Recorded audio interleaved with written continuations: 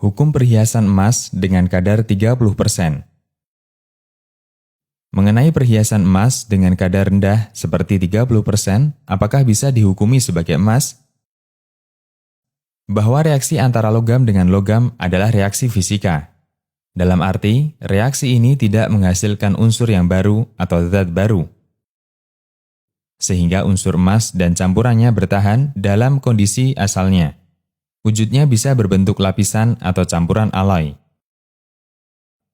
Kami menemukan keterangan yang disebutkan Al-Hafidz Ibnu Hajar dalam Fathul Bari ketika membahas mengenai wadah yang terbuat dari tembaga atau besi yang dilapisi emas atau perak. Al-Hafidz Ibnu Hajar mengatakan, terdapat hadis yang menyatakan, atau wadah yang di sana ada sedikit unsur emas dan perak. Cuplikan hadis ini dijadikan dalil haramnya wadah tembaga atau besi yang dilapisi dengan emas atau perak. Dan pendapat yang benar dalam madhab Syafi'iyah, jika unsur emas atau perak itu terpisah ketika dipanaskan dengan api, maka statusnya haram. Jika tidak, maka di sana ada dua pendapat Syafi'iyah dan yang benar tidak haram. Fathul Bari. Selanjutnya, kita akan mengambil kesimpulan dari keterangan Al-Hafidz di atas untuk mencari tahu mengenai status perhiasan emas yang kadarnya 30% atau lebih rendah. Dalam Islam kita dilarang menggunakan wadah untuk makan atau minum yang terbuat dari emas atau perak.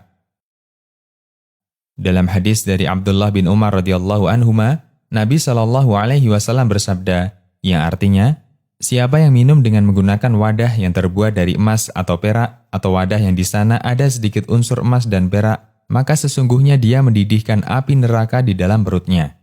Hadis riwayat Daraqutni dan statusnya hasan.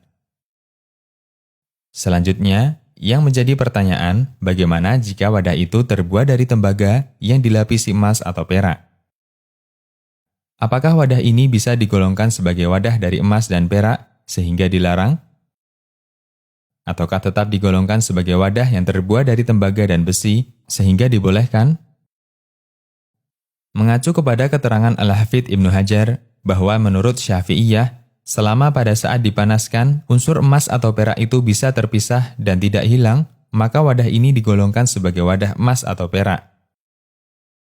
Kita akan mengambil analogi dari kasus di atas untuk kasus perhiasan berbahan dasar tembaga dengan campuran emas 30%.